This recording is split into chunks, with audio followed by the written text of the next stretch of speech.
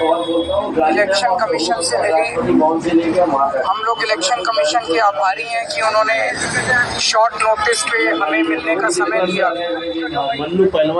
हमने election commission के सामने 3000 पेजेस के सबूत रखे कि किस तरह से भारतीय जनता पार्टी दिल्ली के मौजूदा लोगों के, जो लोग अपने अपने घरों में कई कई सालों से रह रहे हैं, उन लोगों के बहुत बड़े स्तर के ऊपर हजारों की तादाद में वोट कटवाने का षड्यंत्र रच रही है।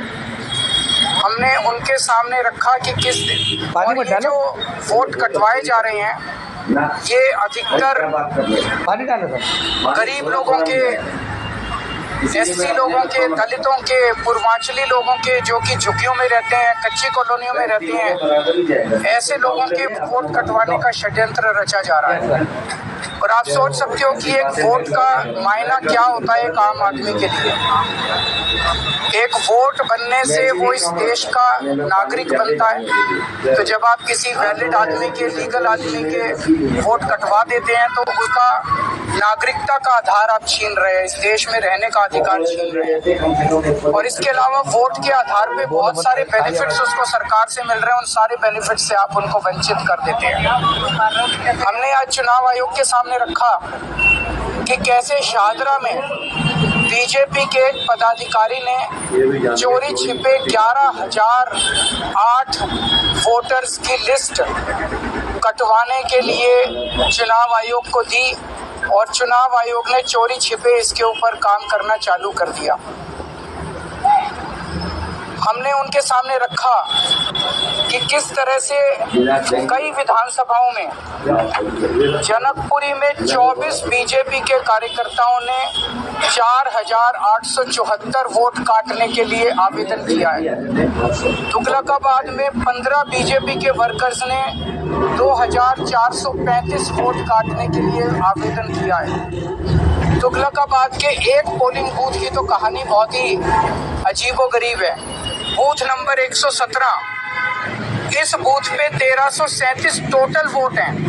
उन 1337 में से 554 वोट काटने के लिए 2 लोगों ने अप्लाई किया। 554 वोट, यानी कि एक ही बूथ के 40% वोट काटने के लिए आवेदन किया इन लोगों ने।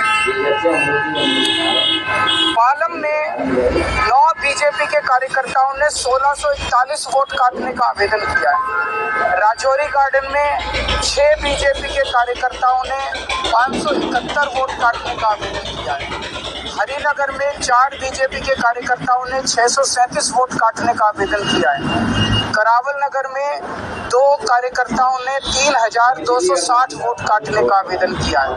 मुस्तफाबाद में एक ही व्यक्ति ने 534 वोट काटने का आवेदन किया है। हमारी मांग थी कि ये मास डिलीशन बंद किया जाए।